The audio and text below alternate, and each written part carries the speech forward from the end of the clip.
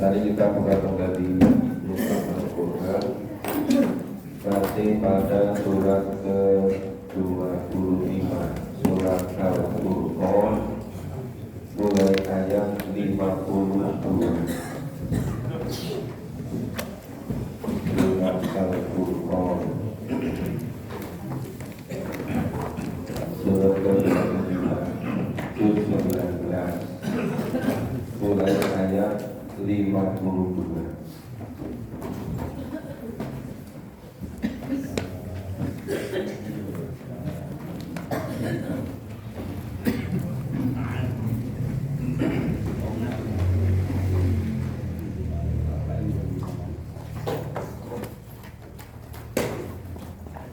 A'udzu billahi minasyaitonir rajim.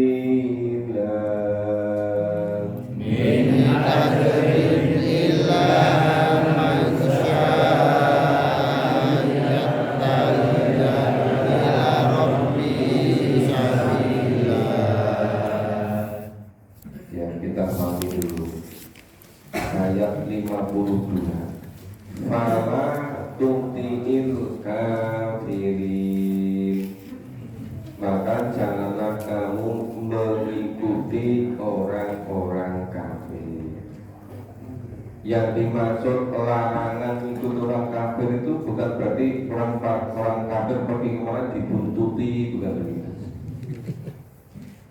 Yang dilarang orang kafir itu cara hidupnya, cara hidup yang tidak fokus menyiapkan hidup besok di akhirat. Hidupnya itu sekedar glamor duniawi. Dari satu kegiatan berikutnya beruntun terus, itu hanya urusan duniawi, hanya urusan harta, hanya urusan tahta. Dia tambah lagi urusan wanita atau pasangan. Jadi tidak niatkan untuk hidup yang sebenarnya, yaitu hidup itu di alam akhirat. Wajah hidhum bihi jihadan kabiro. Kenapa ini Allah perintahkan ya berjihad untuk menghadapi mereka dengan Al-Quran. Wajahidhum bihi jihadan kabiro. Dan jihad dengan Al-Quran harus dengan jihad yang besar. Jadi jihad yang besar ternyata tidak terbatas jihad dalam perang, tidak terbatas jihad untuk mengatur hawa nafsu, tetapi di sini adalah jihad untuk menggunakan Al-Quran. Ya wajahidhum bihi jihadan kabiro. Ini saya kira yang paling sulit ya, untuk jihad dengan sungguh-sungguh dengan Al-Quran, jihad yang besar.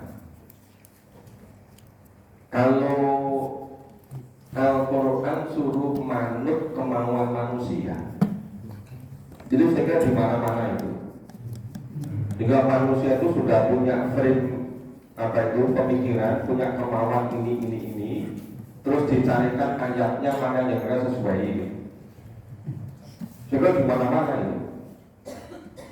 Tapi kalau ini ya logika Allah, nalar dari Allah, kemudian dari Allah, kemudian manusia mengikuti sepenuhnya ini, itu yang saya kira sangat sulit. Jika diperintahkan beredarlah kamu kemanapun Al-Quran nyuruh kamu beredar. Biasanya itu bagian makna dari la raiba fi, tidak ada kerabat sama sekali di dalamnya. Yang terjadi itu di mana-mana. Itu Al-Quran itu sudah membawa kerangka kemauan dulu. Ya, oh ini masalah ini dicarikan ayatnya macam ini. Tidak, oh ini gimana maunya Allah gitu, kita ikuti terus gitu. Beda nggak kira-kira? Beda. Nah, mungkin kalau nggak diulang-ulang belum jelas bedanya. Tapi kalau diulang akan jelas. Untuk memenuhi ini loh perintah Allah ini, wajah hidhum bihi jihad dan kabiro. Kenapa jihad menggunakan Al-Quran? Allah firmankan jihad dan kabiro, jihad yang besar. Ya, karena memang kalau sekedar mengikuti kemauan orang-orang yang kemudian dibumbui dengan ayat Al-Quran, saya kira itu mudah. Kalau nggak sesuai dengan kemauannya dipakai, nggak sesuai nggak digunakan, mudah kan? Tapi ini yang namanya jihad dan kabiro itu sepenuhnya mengikuti keperluan Allah. Jadi dengan kafah, maka udkhulu fi silmi kafah, dengan sibghah Allah, dengan celupan Allah. dengan ketentuan Allah. Jadi ada hidup ini banyak sekali ketentuan-ketentuan, jalan hidup, pedoman hidup, itu jenisnya banyak, macam-macam. Cuma yang ini disebut dengan jihad dan kabiro, jihad yang besar, itu karena mau menundukkan kemauan nafsunya, mau menundukkan kemauan dirinya, itu dikalahkan dengan mengikuti kemauan dari Allah. Itu di situ yang paling sulit itu. Makanya saya sering menyampaikan, lebih baik coba kita pahami dulu kemauan Allah gimana. Jangan terlalu banyak komentar, jangan terlalu banyak tanggapan. Mengerti aja belum kok sudah nanggap-nanggapi, iya kan? Kecuali kalau sudah menang, sudah selesai memahami Quran 30 juz gitu kan, sudah tahu ini logika Allah, kalau Allah itu kesini sini kita ikuti. Nah itu nanti baru kita bisa. Jadi untuk pendalamannya kita sharing. Maka kata awal-awal ini sebenarnya kami itu sekedar membersamai Bapak Ibu. Ayo kami bersamai, ayo kita bersama-sama kita pahami dulu 30 juz ini, supaya betul-betul jihad dan kabiro dengan jihad yang besar. Jadi jihad yang besar itu jihad menundukkan kemauan kita untuk mengatur Allah, untuk mengambil Quran semau kita, tapi kita ubah dengan kita yang harus manut dengan ketentuan. Jadi dibalik itu. Kalau dulu kita itu ingin ngatur Allah semau kita, ngambil ayat semau kita, tapi sekarang dibalik. Diri kita yang kita taklukkan, kita tundukkan untuk mengikuti ketentuan dari Allah. Ya kalau dulu Allah mendidik Nabi dan para sahabat masalah keimanan dulu, ayo kita pahami dulu ayatnya tentang keimanan dulu gitu. Sampai tuntas gitu. Nah satu mengenai hukum, mengenai ketentuan syariat, ayo kita ikuti. Tapi akidahnya itu diselesaikan dulu, dituntaskan dulu. Jangan ibaratnya pohon akarnya belum ada, terus udah langsung pada batangnya, juga bisa hidup. Apalagi belum akidahnya, belum syariatnya, belum langsung satu aja apa akhlakul karimah. Ya gimana? Buah nggak ada pohonnya, pohon nggak ada akarnya. Nah, kalau buah yang tidak ada pohonnya, pohon yang tidak ada akarnya, nah itu bukan buah yang sebenarnya. Makanya sekarang orang maunya jalan pintas itu, langsung aja apa? Yang penting akhlakul karimah. Loh, akhlakul karimah itu kan kalau Nabi itu puncak akhirnya. Lah puncak akhirnya itu kan sebelumnya ada syariat, ada hukum politik dapatun, yang sebelumnya ada akidah. Itu yang menjadi akarnya. Lah kebanyakan sekarang itu tidak mau memahami Quran secara urut, surat-surat makiyah dulu, tapi langsung kepada pohonnya, langsung kepada hukum syariatnya, kepada ibadah makhluknya. Bahkan ada yang maunya langsung akhlaknya, iya kan? Nah itu melompat-lompat itu sulit. Mau udkhulu fi silmi kafah, mau kafah mau kafir, Itu nggak bisa dengan cara begitu. Nah, sebenarnya kalau kita memfokuskan memahami 30 juz mulai dari surat-surat Makkiyah dulu, itu sebenarnya nggak lama. Mungkin 2,5 tahun bisa selesai, 3 tahun bisa selesai. Baru kita lalu tahu persis mana yang ada pada Quran, mana yang tidak ada pada Quran. Jangan-jangan kita hidup sehari-hari itu merasa sudah sesuai dengan Al-Quran, setelah dibaca semua dipahami, ternyata tidak ada. Yang bilang sehari-hari tidak ada pada Quran, yang ada malah tidak diamalkan. Kan terbalik-balik itu. Itu kan seperti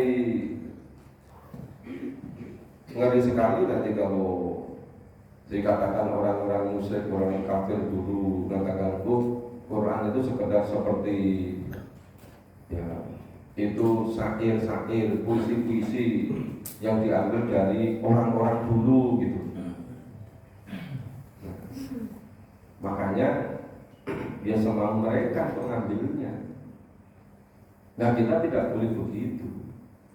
Kita harus betul-betul mengikuti kemauan Allah secara total. Itu yang disebut dengan jihad dan kabiro. Terus ini berikutnya betapa Allah Maha Kuasa. Bahwa nanti mau coba rohim, Allah itu menjadikan dua laut. Ya, dua laut yang hada alakum sururun wa hada milakun ujaj. Ya, dua laut itu yang mengalir. Yang ini, yang satunya itu airnya tawar lagi segar, yang lainnya itu airnya asin lagi pahit. Padahal itu satu laut, bisa terbelah dua. Yang satu airnya tawar segar, yang lainnya lagi airnya asin dan pahit. Padahal nggak kelihatan batasnya itu, ya kan? Nah, wa ja'ala bainahuma barzakhon wa hijaron mahjuro. Allah jadikan batas antara keduanya itu dinding dan batas yang menghalangi. Jadi antara air tawar yang segar dengan air laut yang asin dan pahit, itu Allah menjadikan ada batasnya, ada dindingnya. Cuma kita nggak bisa melihat, nggak kelihatan kan? Kelihatannya laut biasa gitu kan? Kalau terbang di pesawat di atas laut lama, nggak sampai ke bumi. Tetapi itu ada dua jenis laut. Yang satu jenis airnya tawar segar sekali, yang satu lagi airnya asin dan pahit. Yang Allah menjadikan ada dindingnya. Tapi kita dengan mata biasa tanpa ilmu nggak tahu batasnya mana gitu. Tapi kok nggak nyampur dua-duanya itu. Itulah qadar Allah. Itulah sistem yang Allah ciptakan. Wa wallazi khalaqa minal ma'. Nah, setelah itu Allah pula yang menciptakan manusia dari air. Minal ma'i basar. Allah menjadikan manusia dari air. Faja'alahu, kemudian Allah menjadikan manusia itu apa? Nasabam wasihro. Itu anak keturunan dan sihro, sohro. Ya, musoharoh. Musoharoh itu saudara karena pernikahan. Kalau nasab itu karena hubungan darah. Tapi kalau musaroh disebut di sini itu sebagai musoharoh itu karena ada pernikahan yang semula bukan siapa-siapa jadi suami istri. Jadi ada bapak mertua, ada ibu mertua, ada kakek yang mertua, terus itu. Terus nanti ada ke bawah, ada anak, ada cucu, ada itu. Terus nanti menyamping. Ini saudara kandung laki perempuan dari istri. Ini. Nanti ada anak, ada bapak, ada cucu ibu. Ini saudara kandung dari suami. Ada anak, ada cucu seterusnya. Nah, itu ada dua jenis tadi. Jadi yang satu itu karena keturunan nasab, yang satu lagi karena ada pernikahan. Yang terakhir namanya musoharo. Nah, bahasa Arabnya wasikro. Jadi ada huruf sod, hak dan ro. Musoharo. Bahkan Allah bukan kodiro, dan Allah itu Tuhan yang maha kuasa, menentukan kekuasaan, menentukan takdirnya, menentukan kodanya. Nah, banyak buduna min dunillahi ma yang panggum bala yang jurruhu. Mereka menyembah selain Allah apa yang tidak memberi manfaat sama sekali dan tidak bisa memberi manfaat sama sekali. Kenapa? Karena makhluk biasa. Orang ketika tidak kuat akidahnya, kalau akidahnya kuat itu begini, di seluruh alam semesta ini hanya ada dua entitas. Yang satu namanya Khalik, dan pencipta, itulah Allah. Selain Allah semuanya makhluk. Selain Allah seluruhnya makhluk. Siwa Allah selain Allah. Nah, selain Allah semua makhluk ini yang paling mulia manusia. Karena paling mulia di seluruh ciptaan Allah, maka manusia itu derajatnya paling tinggi. Lebih tinggi dari malaikat, lebih tinggi dari iblis, lebih tinggi dari jin, lebih tinggi dari setan, lebih tinggi dari laut, samudra, bukit, pohon, apa saja.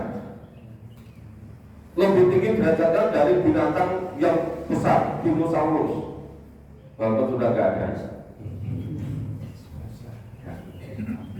Lebih tinggi derajatnya dari kita apa yang besar, ikan paus ya.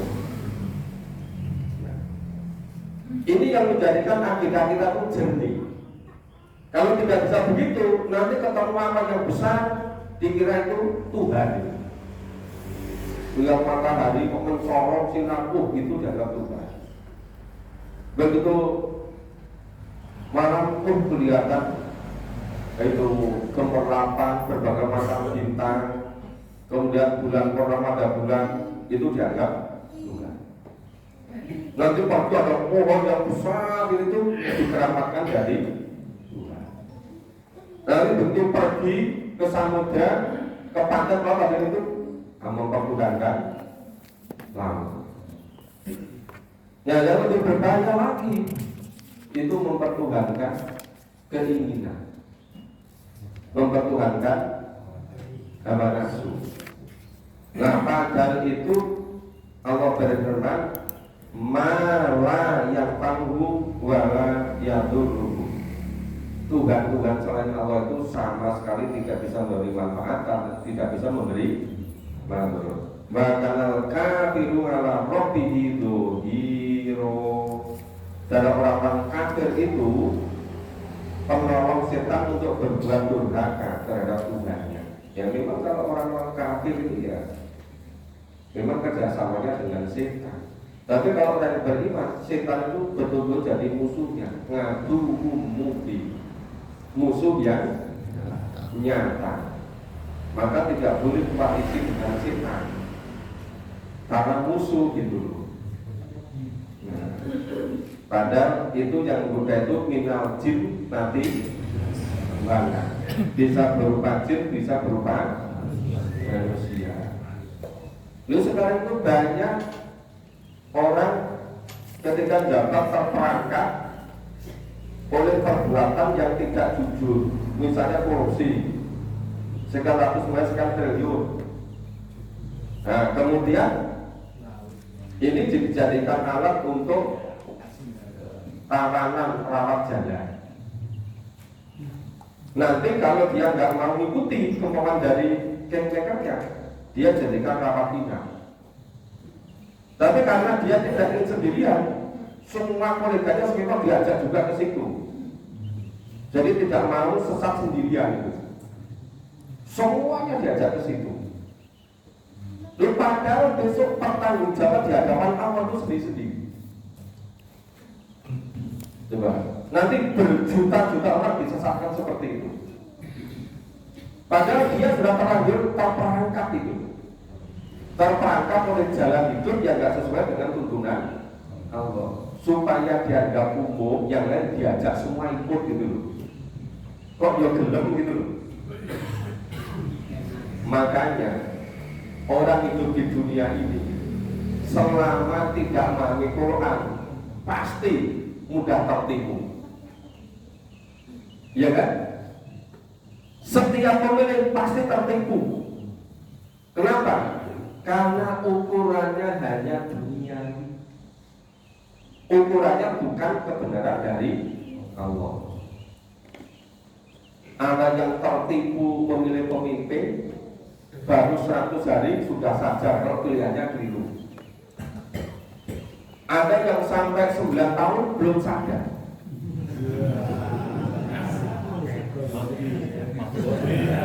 Ada yang sadarnya menjelang ajal. Loh ternyata itu ada konsekuensinya gitu loh. Mungkin sebagian besar termasuk yang terakhir ini tadi. Iya.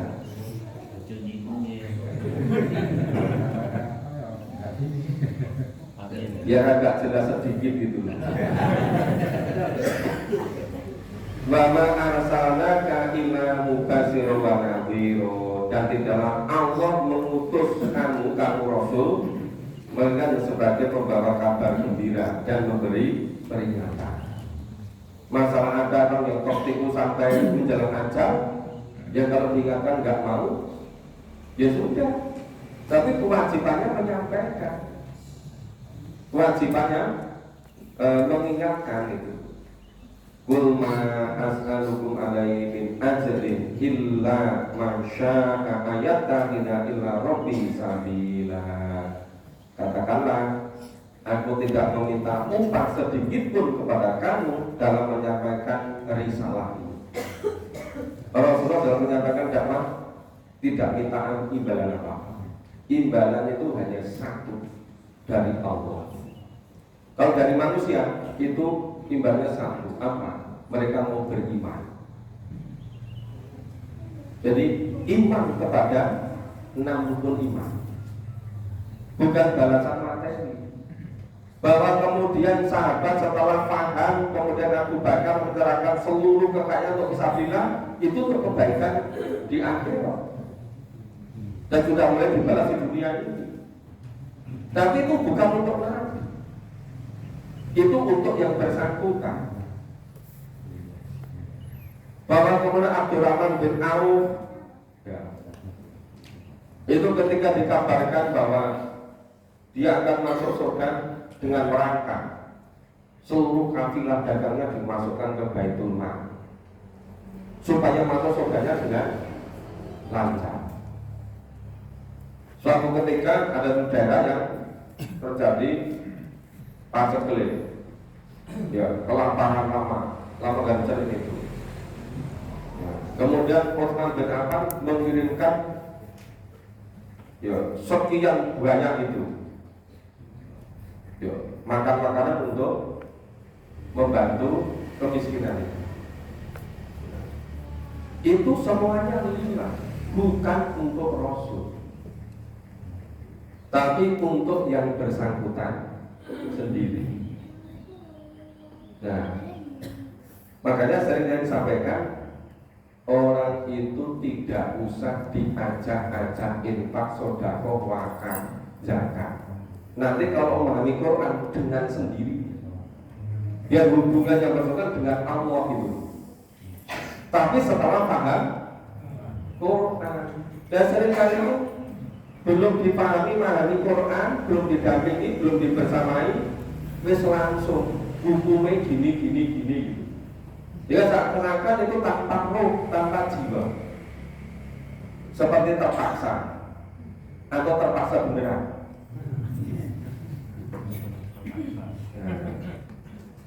Maka yang bagus dipahami dulu. Setelah dipahami baru memunculkan kesadaran. Iman dulu baru amal soleh. Jadi kemudian ketika Allah jelaskan, barang siapa yang memberi pinjaman yang baik kepada Allah, qardun hasanah akan dibalas oleh Allah.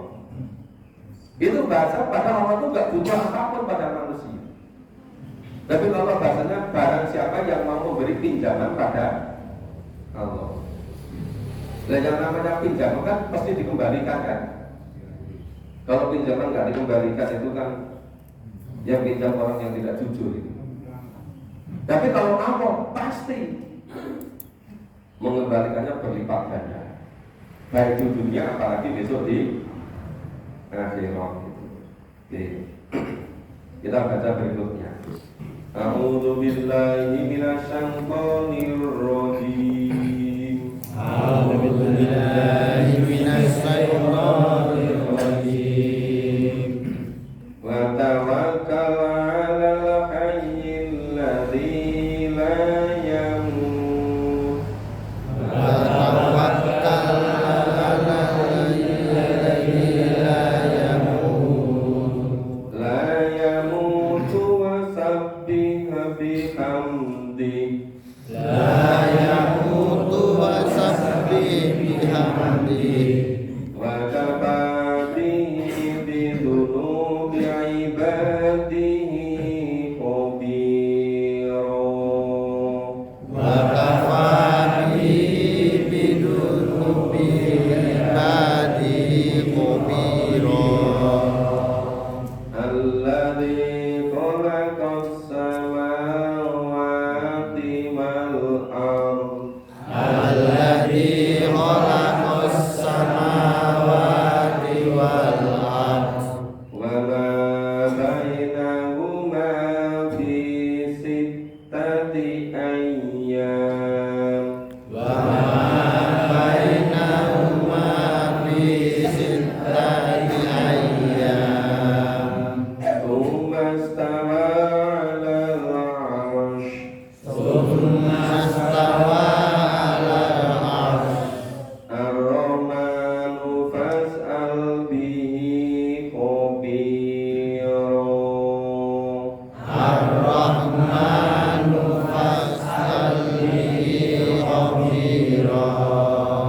Wa idza qila lahu usjudu lir-Rahman. Wa idza qila lahu usjudu lir-Rahman. Qalu wa mar-Rahmanu anasjud. Qalu amar-Rahmanu anasjudu. Anasjudu lima ta'muruna wa zadahum nufura. Wa nasjudu lima ta'muruna wa zadahum nufura. Tabarakalladzi ja'ala fis samai buruja. Tabarakalladzi ja'ala fis samai burujan.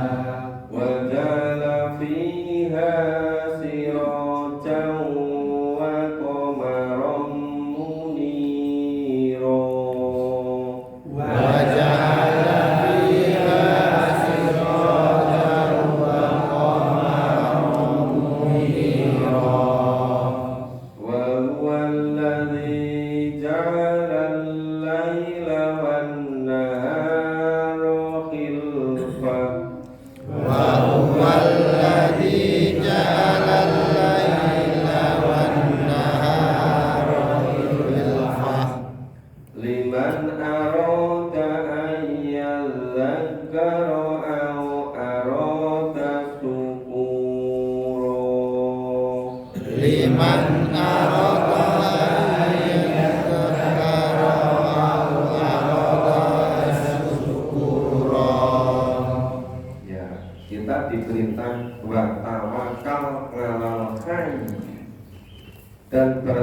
bertawakallah kamu kepada Allah yang maha hidup, alladzi la yamut, yang tidak mati, wasabi bihamdi, dan bertasbihlah dengan memujinya, memuji Allah. Wa kafa bihi, dan cukuplah dia Allah itu ya, bidulu bi'ibadihi khabiro. Jadi cukuplah Allah itu yang maha mengetahui dosa hamba-hambanya. Dunub itu dosa, ibadi hamba-hambanya. Nah, khabiro, mengabarkan. Ya Allah maha mengetahui.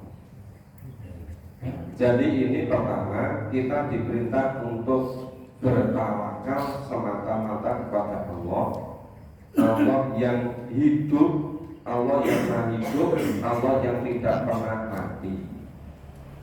Dan kita diperintahkan supaya bertasbih dengan memuji Allah. Dan kita diperintah untuk cukuplah Allah yang maha mengetahui dosa-dosa hamba-hamba. Jadi cukup Allah itu maksudnya bukan yang lain-lain, bukan Tuhan-Tuhan yang lain, bukan ada sekutu-sekutu yang lain, tapi wa kafa bihi, cukup Allah. Nah, siapa itu? Alladzi khalaqa samawati wal ardh. Jadi Allah tadi yang menciptakan langit, bumi, dan apa yang ada di antara keduanya. Ya wa ma bainahuma, yang ada di antara keduanya. Bisit tati ayam, ya dalam waktu 6 hari.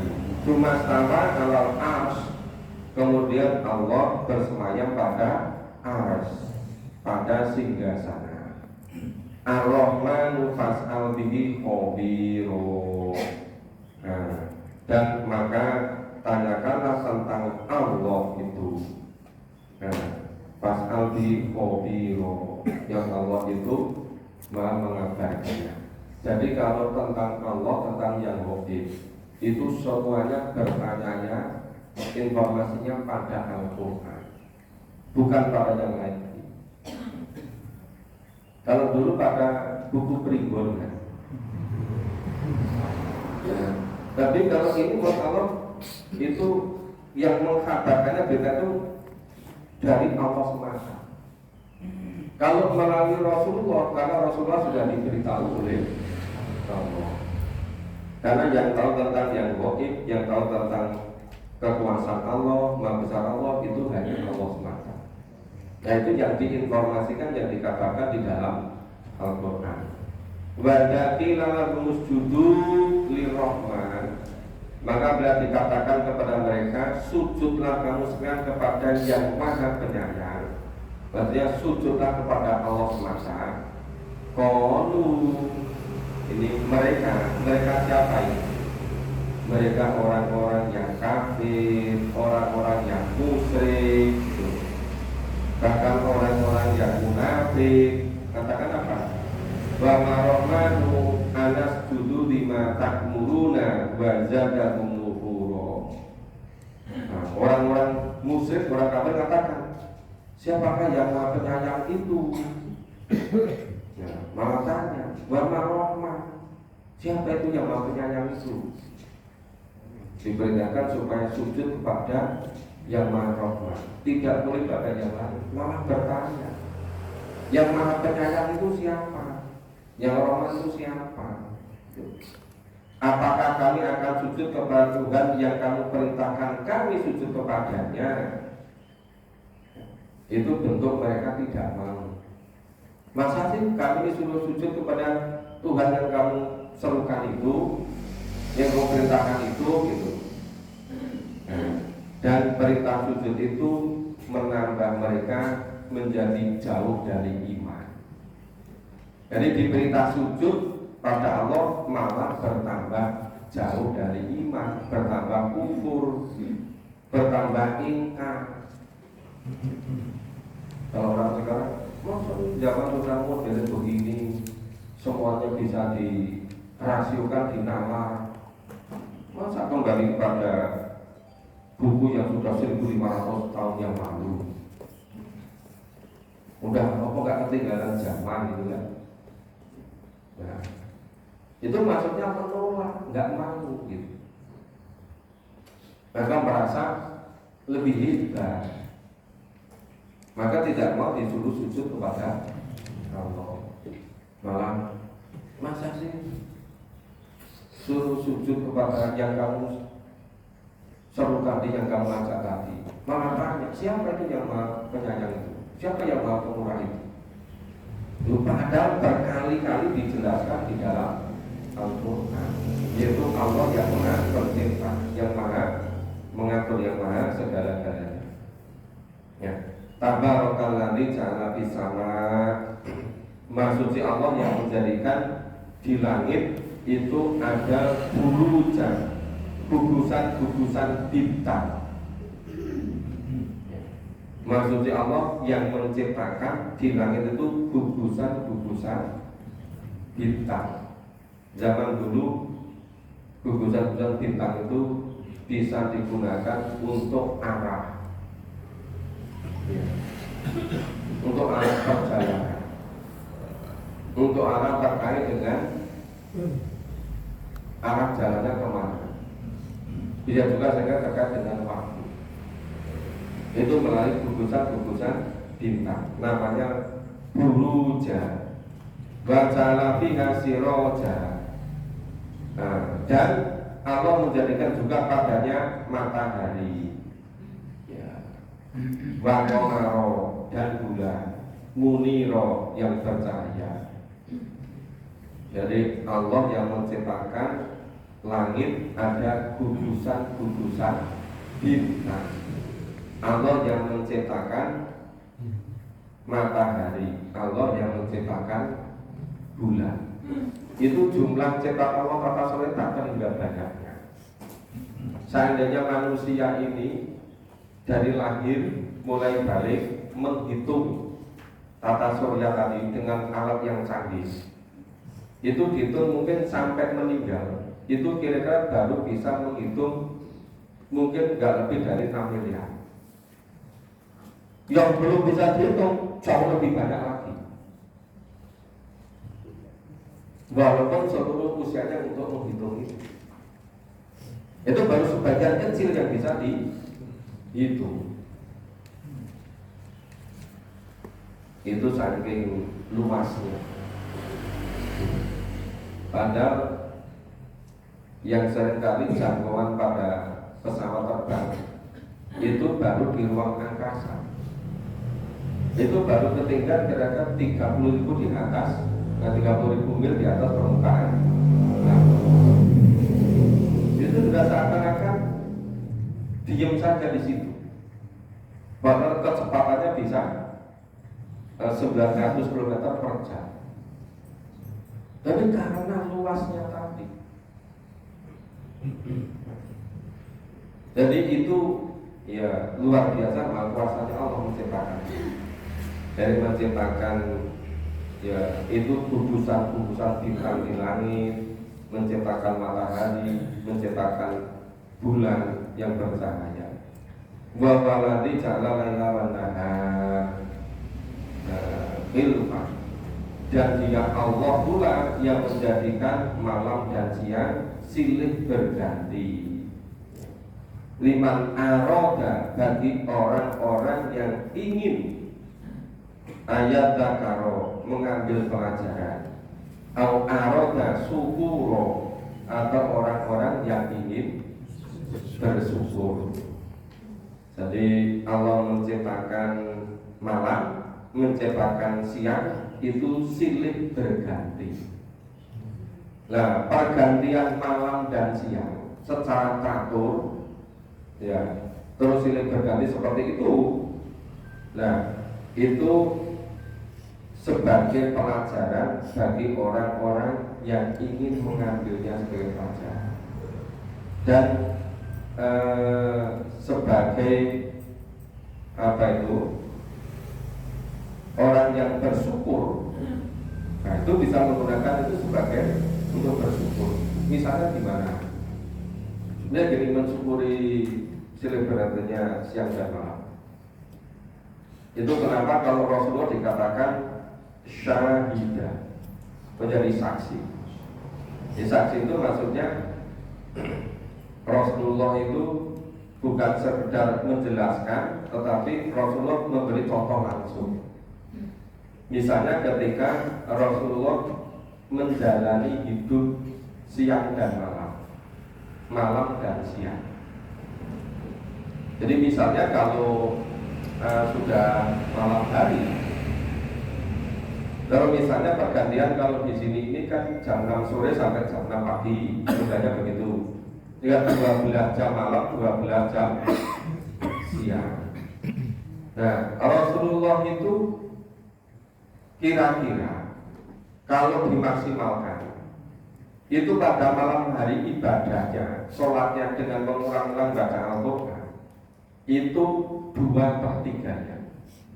2/3 itu satu malam 12 jam dibagi 3, ketemunya 4 kan, 4 jam kan, 4 jam kali 2 8 jam, atau setengah malam, jadi 12 kali 2 6 jam kan, atau 1/3 12 bagi 3 ketemunya 4 itu minimal.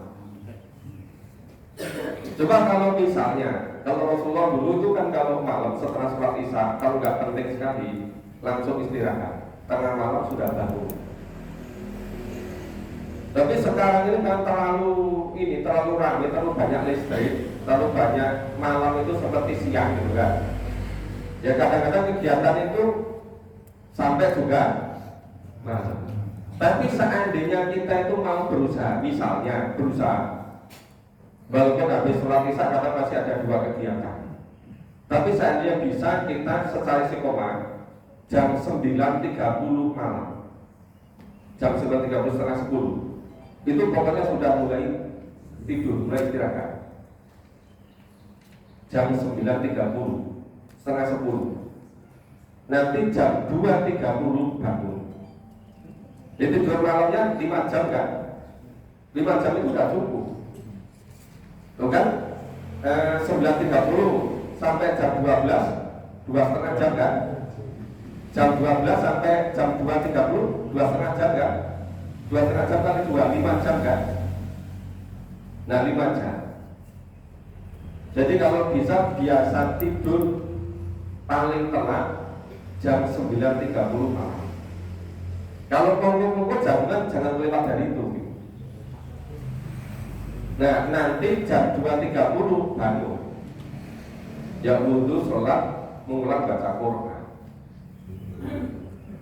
sampai nanti berangkat ke masjid. Ke masjid, sholat sunnah, tahiyatul masjid 2 rakaat, sholat fatihah 2 rakaat, terus qomat, terus sholat subuh, zikir, doa, membaca Quran sampai suruh sholat sunnah. Nah, saya itu Nabi dulu baru pulang setelah sholat subuh, baru kegiatan dakwah berikutnya. Ya kalau kita, ya itu mencari kehidupan, maka ma'isah. Tapi ma'isahnya itu semuanya niatkan lillah, serba lillah. Ya nanti kalau bisa diselingi, misalnya ya mau sholat duha 2 rakaat atau 4 rakaat. Tapi kalau nggak sempat, tadi sudah sholat suruh, ya sudah. Terus nanti duhur, kalau bisa setelah duhur istirahat sebentar. Saja sebentar, nanti aktivitas pagi. Terus nanti sampai asar, sampai maghrib. Terus kalau bisa teratur seperti itu, terutama yang sudah usia 50-an ke atas, kira-kira sudah mentok lah gitu kan. Nah yang di bawah 50 biasanya masih belum begitu belum begitu fokus, belum begitu mentok, masih ya banyak urusan masalah dunia ini. Tapi kalau tadi bisa ngatur begitu, ini tadi dalam rangka apa? Itu dalam rangka liman aroda ayat karo au aroda sukro, bagi orang yang punya kemauan untuk mengambil pelajaran, bagi orang yang punya kemauan untuk bersyukur. Nah, itu tadi baru sedikit sangat global. Bagaimana kalau kita mengambil contoh dari apa yang diamalkan oleh Rasulullah. Maka dalam rangka liman aroda ayatkan, bagi orang yang mau mengambil pelajaran. Ya, dan masalah Rasul sebagai syahidan dari saksi itu beri contoh begitu.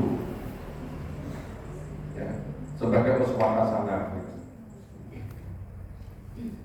Jadi jangan kemudian karena anggap zamannya itu sudah zaman beda dengan dulu, akhirnya apa? Ngatur waktunya itu nggak terkendali semaunya. Kadang-kadang sudah lewat jam 11 nggak segera istirahat. Nah, kecuali kalau dalam perjalanan. Kalau dalam perjalanan ya sudah membaca apa yang mudah dari Al-Quran. Kalau perjalanan sampai larut malam belum sampai tempatnya, ambulan jalur jam 1 malam baru nyampe. Sudah di situ walaupun capek, kalau bisa segera mengambil air wudhu, sholat sunat dulu, baru nanti istirahat. Dia kualitas tidurnya biasanya bagus.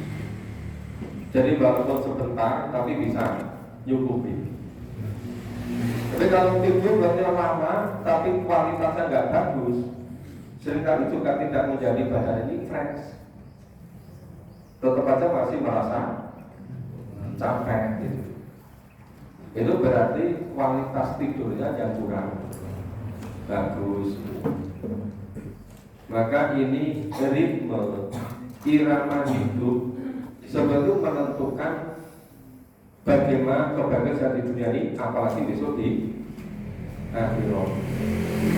Ya memang banyak sekali ayat Quran yang mengulang-ulang, yang mengulang-ulang atau seperti itu gitu. Terus menerus begitu. Nah, mengatur seperti itu kalau tidak didasarkan kepada akidah yang kuat, itu tidak akan bisa. Kenapa? Karena terlalu banyak pengaruh yang ini. Lo kadang-kadang sudah waktu istirahat itu bolak-balik masih apa itu? Itu loh, banyak sekali yang di media sosial itu nggak segera ditutup HP-nya itu loh. Facebook, Instagram. Biasanya udah masih menarik. Lo wes lewat jam 11 masih menarik terus itu. TikTok. Akhirnya jam 2 sampai 30 nggak bisa. Nah, sudah mengganggu ritme jalan hidup yang istiqomah. Sudah terganggu. Cuma sebabnya nggak bisa mengendalikan diri. Kadang-kadang setan bisiki, ini boleh kamu gagal kalau nggak diputar gitu kan. Tuh, padahal itu bisikan-bisikan dari setan, nggak produktif. Maka sekarang orang sibuk, sekarang jadi sibuk apa? Ya kan? Sibuk yang paling bagus itu sibuk memahami dan mengamalkan Quran. Itu yang dijamin pasti bahagia sejahtera dunia dan akhirat, bukan disebut-sebutkan yang lain gitu. Ya itu betul-betul untuk mempersiapkan bagaimana bisa memberi kesempatan untuk memahami dan mengamalkan Al-Quran. Ini Bapak Ibu, ini sampai ayat 62. Insya Allah besok pagi mudah-mudahan bisa selesai surat Al-Furqan. Ya. Ini kami informasikan jadwal nanti malam di Masjid Taqwa. Tempatnya di mana? Kirojo. Ya. Jadi mudah sekali kan jalannya tempatnya. Ya silakan nanti bisa menyempatkan diri untuk bersama-sama memahami, mengulang-ulang mengenai Al-Quran supaya betul-betul Al-Quran bisa menjiwai diri kita. Semoga bermanfaat. Mohon maaf kalau ada kurang dan salahnya. Kita pilih bersama dengan kata salam dan